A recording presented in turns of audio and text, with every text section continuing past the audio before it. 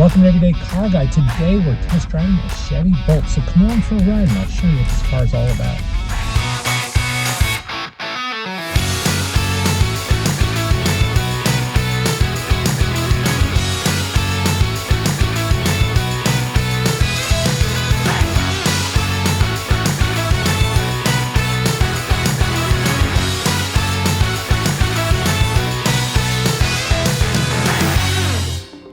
Welcome to Everyday Car Guide. Today we're checking out a Chevy Bolt. This is a fantastic car. If you want to get into an electric car at the low end, this is the car you want. This is actually the Bolt EUV, electric utility vehicle.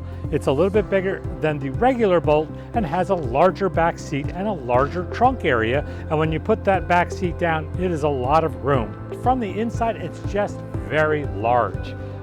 It has your charging port here, comes with alloy wheels, and I love the color. It's like an electric blue, so I think it's a really fantastic color. So the Chevy Bolt EUV, electric utility vehicle, is a little bit larger, as I said, than the regular Volt. It does 0 to 60 in approximately 6.8 seconds. Okay, it's not as fast as a Tesla, but that's pretty quick. You don't need anything faster to get on a highway. Has a large back seat, can handle 4 people very comfortable, and if you need to, you can squeeze in a 5th person in that back seat. I really like that. This car also has a range of 247 miles. Again, that's a lot of range for an entry-level car. I believe the starting price on this model is about $28,000. And then when you get the credit back from the government, it makes it very cheap. So this model of the Bolt is kind of the middle range Bolt EUV. You can get a base model which starts just below $28,000, and then you get the premium model which has the sunroof and adds all kinds of things, adds adaptive cruise control, and you can even get it with Chevy Super Cruise, which lets you be hands-off. Unbelievable on a Bolt. That's fantastic. I think it's a great car for the money. Matter of fact, let's get the owner here, my friend Jerry, to come out here and give us a little personal information about the car. So Jerry, what do you like about this Bolt? You've had it for a few months now. How long did you buy it? It was last November, 2023, and I love the car. I mean, I was looking for something that handled as well as my gas Corolla, and honestly, I think this handles even better.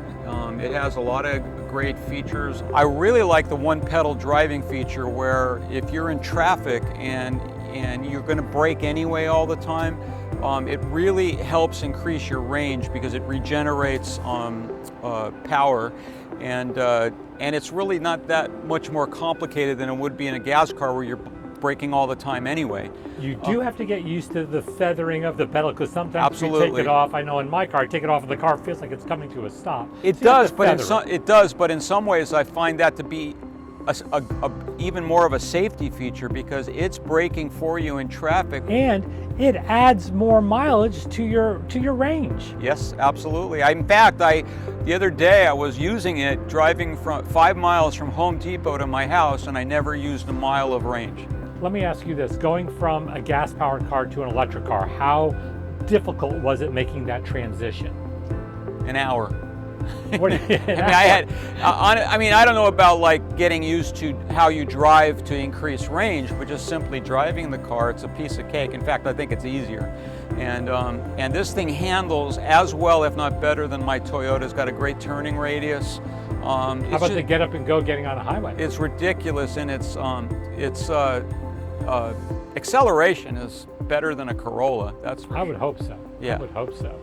And have you had any maintenance issues in 6 months? Anything that you need? No, I mean, at some point you got to change the tires and the washer fluid, but that's about it. No oil changes on this baby. Yeah. I mean, I've had to clean it. Yes, they do get dirty. So how does it feel fitting your family in this car? How does it fit the family? It's not a problem. There was 2 versions, the EV or the EUV, and the best asset of the EUV is just, I think it's like 6 to 8 inches of more legroom in the back. And it's worth it because, some people, if it's just a commuting car, an EV is probably fine, but an EUV and you have family you're always transporting is the way to go. If you had to pick the safety features that this car comes standard with, what would be the #1 safety feature that you have found that this car has? That's easy. It's the blind spot assist on each mirror, each left and right mirror. Lights up, tells you if there's a car there. And honestly, as I got older, that's become a big deal to me. And I think it's a big reason people have accidents. I think it should be standard in every car. I'll have to take a look inside here. Sure. Is it open? Yes. Wow, this has a lot of ample leg room and height. This is very good. Front seat has plenty of room, plenty of headroom, and plenty of leg room, and you sit high. Let's take a look at the back seat. Okay.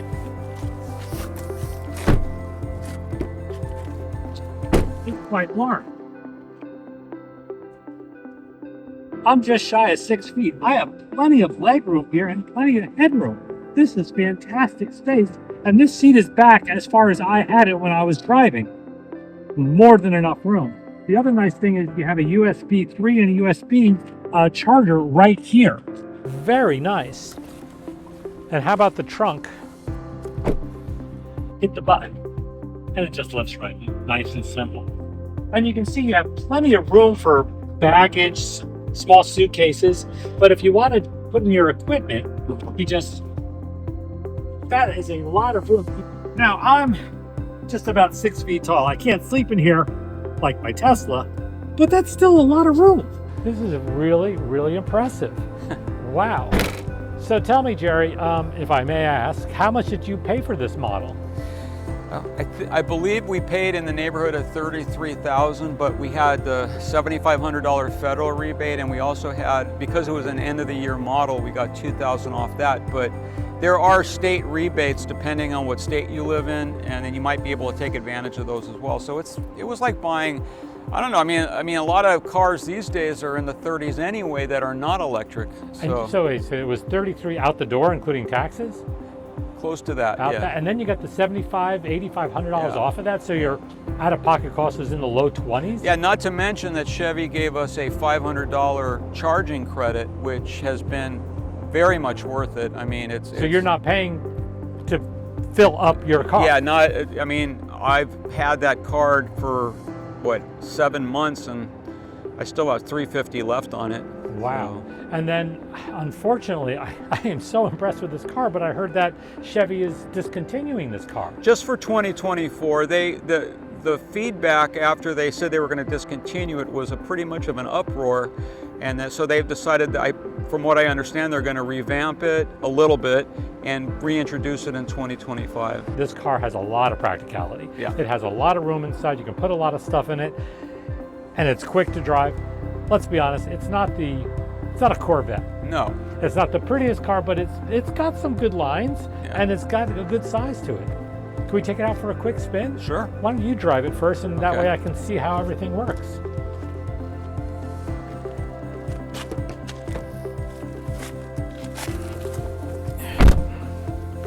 I love this car. I love it. I mean, it's really, when I first got the car, one of the things is I had a Toyota Corolla that I absolutely adored, and I had it forever, like 20 years, and I was worried that it wouldn't feel like the way that car felt, but this car, in addition to being obviously much quieter, it just handles beautifully. How about speed, responsiveness? I'm sure it's a lot quicker than that car. Yeah, the acceleration in this car is unbelievable. A lot of times, obviously, I'll have my wife or kids in the car, and I'll show them, you show them the acceleration. They go, whoa, whoa, whoa! Okay, we get it. You have a very large screen here. This is fantastic. Does the car have its own navigation, or you just use your Apple navigation? I like the Apple CarPlay. I don't have an Android, so I only know that, and I use Waze, so I can see that that's what you're using it in instantaneous. Yes, it is, and it's very accurate. Being a Tesla owner and having the charging all over the place, how have you found charging with the Bolt? Well, it's interesting. I haven't got to that point. One of the nice features of our perks of getting the car was they gave me a $500 credit at these EV Go stations, and honestly, $500 goes a long way when you go to those stations. I would say I'm spending maybe $25 on a full charge, And so for this car, which has a range, you know, in the median of 250, in addition to that, I put in, we were lucky when we got our house, it had an old dryer hookup, the old 220 dryer hookup. Mm-hmm. So we were able to just convert that to charge the car. So most of it's been done at home with EVgo occasionally, and then once that credit's used up, then I mean, I see chargers everywhere I can use. Oh, so you haven't gone on any long trips to test it? No, I haven't done that so yet. So you have your regular chargers that you hit. Right, but I would say that at least in terms of when I've gone to the EVgo level 3 chargers that they have, I can probably, if I take a long lunch anywhere, it'll charge it back up. And the Bolt app that comes with the car lays out where those locations are. It very easily communicates with the car wherever I am to let me know what the charge level is.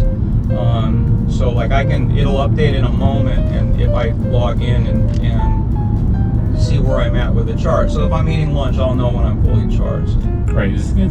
Tesla has a similar thing. It warns you when you're 5 minutes away and 2 minutes away, and then, oh, your charge is done. The EVgo chargers that I've used, they have a 2-hour time limit per car, but the car charges completely in under that time. Have you ever gone to one of these EVgos and there's no space? They're all used up. I have a couple times I've gone there, they've been used, but it was never like for long. I would say maybe 75% of the time they're open, and there's been the occasion, usually at like the end of a work day, a normal work day, where people are there. And then, yeah, but again, keep in mind that I'm basing that on just the fact that I'm using just EVgo. I mean, I'm sure that there's others I'll be able to use when I'm done using that credit. Have you noticed anything, you know, with your electric bill at home, or is it hard to tell? The bill has changed maybe, I'd say it's gone up $50-$75 a month. That's about it. But it's less than you would have been using on a gas car. Oh, well, yeah. I mean, one especially fill-up. In California. We had a Dodge Journey, and every fill-up was $75, and we were doing that every week, sometimes twice a week. So, yeah, it's definitely a savings. The car is called an EUV, which is an electric utility vehicle. How is the car for when you put a lot of equipment in the car? It takes all the equipment I have, a cart, 2 or 3 cases of equipment, and these things are deceptive in terms of how much space they have. I'm really surprised how big your back seat is. The car rides really nice. Yeah, it's very smooth. So when you're on the highway and you want to, you know, like we just had a pass, you feel like, because it's electric, that instant torque, how do you feel about, like, they call it a passing gear, but because you don't downshift an electric car, how does it feel? Oh, it's definitely got some pep. Yep, here we go.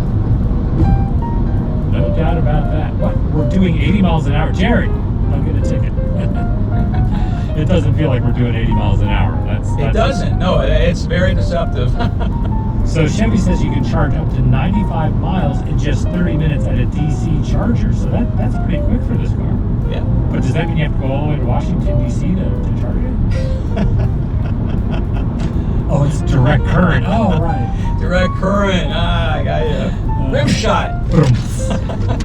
So Jerry, you mind if I drive it for a little bit? Absolutely. Go for it.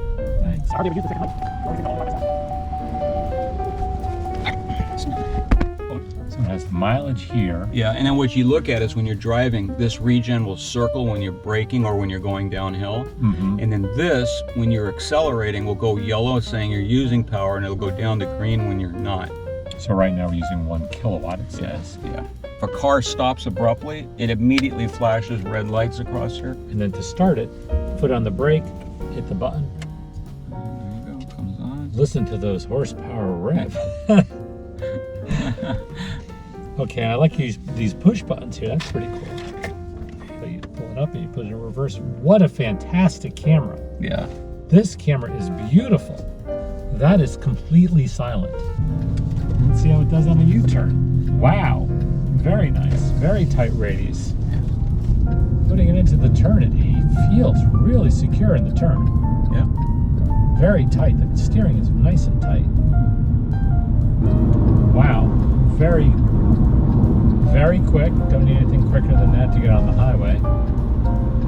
So this model does not have the adaptive cruise control, but no, that's apparently on the Premier model, which it had a lot of features we just didn't feel like we needed. One of them was the camera to see, like if you have stuff in the back of your car and you can't see through your rear view mirror, you can convert to a camera so you can see the cars behind you.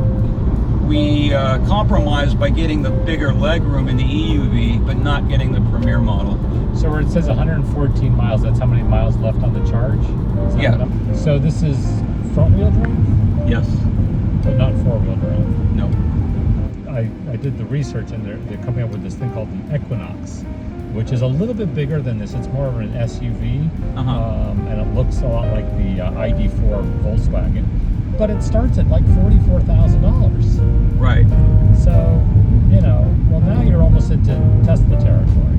Right, and I just feel like this is such a good price point for this Bolt. This car, I don't have a single regret.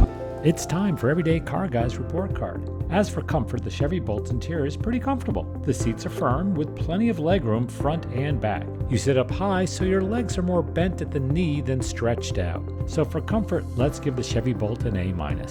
Now for performance. I always rate the cars on everyday use. 0 to 60 is the most important performance element since we all need to get on highways. Being an electric car, the Bolt has pretty much instant torque, which results in 0 to 60 in about 6.8 seconds. That's pretty quick and pretty much all you need to get on the highway. Again, because of the electric motor, the passing gear is also impressive. So for performance, I'm rating the Bolt a B+.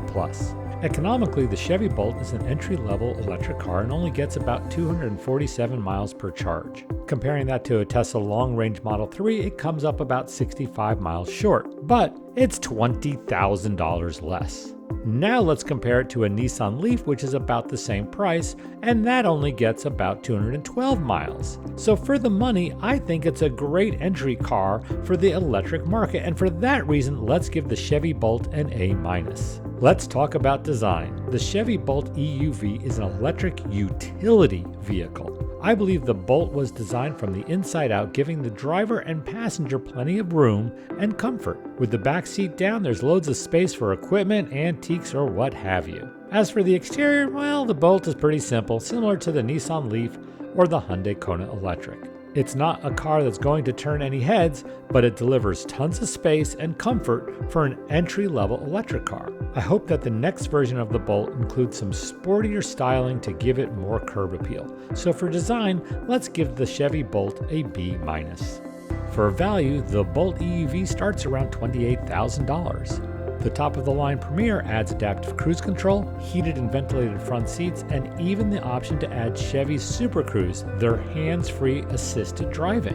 After tax credits, which varies from state to state, and any dealer incentives, you can get into a Bolt EUV in the mid-$20,000 range. That's a great price to get into the electric car market, so for value, let's rate the Chevy Bolt EUV an A. Overall, the Chevy Bolt EUV gets a combined grade of an A-. Hey, thanks for checking out the Chevy Bolt with me and my friend Jerry. If you want to see more shows like this, hit the subscribe button below. Until next time, drive carefully.